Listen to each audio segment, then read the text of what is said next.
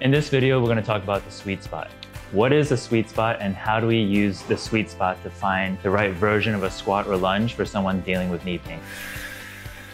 When dealing with knee pain with squats and lunges, don't opt for the short-term fix of just avoiding doing squats and lunges. This may provide you with short-term pain relief that you may be looking for, but it will probably cause you a lot of problems down the line as well. The key is actually figuring out how to find the right progression or regression of a squat or lunge for each person at their particular stage of rehab and or training. We call this the sweet spot. Let's break down what the sweet spot is. First of all, with every client that we work with, we give them 2 parameters to think about and keep in mind when choosing exercises or performing movements. One is going to be 0 to 10, how much pain is there? And we think about this as a traffic light. 0 to 3 or 4 is like a green light. It's safe to drive right through. Your body might feel a little bit of sensation or the discomfort, or it might not feel the same as the other side, but it's safe to train through. A yellow light would be a 4, 5, 6, or 7. This would probably mean if you're driving to proceed with caution and start to slow down. It might be that the weight's too heavy, maybe you're fatigued, maybe you just need to rest a little bit longer, or maybe your form is slightly off, putting pressure in areas that you might not feel comfortable with.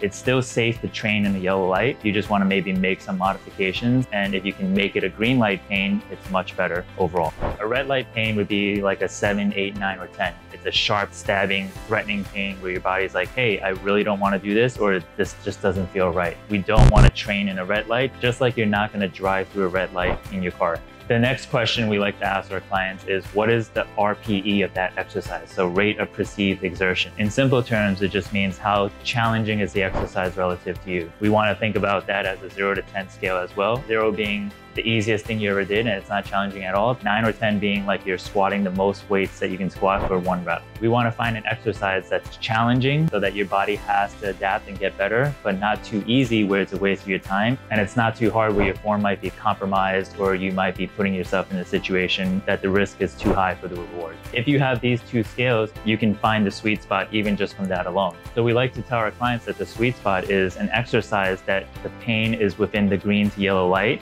but the difficulties around a 5, 6, 7, or 8. In terms of how the exercise feels on your body afterwards, you should either have no pain with that exercise or less pain after the exercise. In terms of soreness in your muscle, we want you to almost feel some sort of soreness the day or 2 afterwards, so we know that you're actually targeting the tissues that we want to train.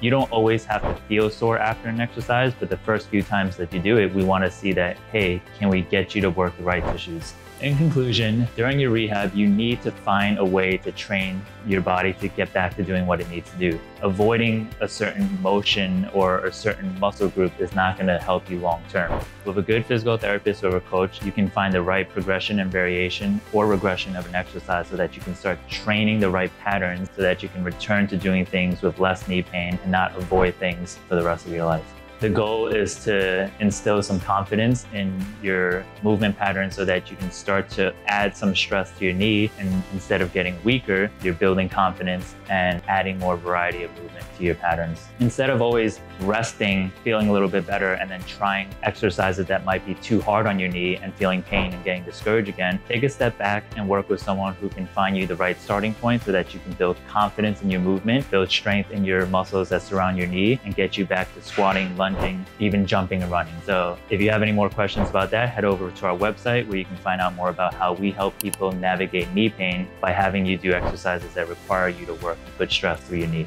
If you want to learn more about how we use the sweet spot to navigate pain, we made a video going over 3 modifications to a lunge for someone dealing with knee pain. Here are 3 ways that we can modify the lunge early on in your rehab. 1, taking the movement out of a lunge. We're just going to make you do a split squat. 2, is to add external support, like a chair or a wall. 3, to choose to do a reverse lunge instead of a forward lunge.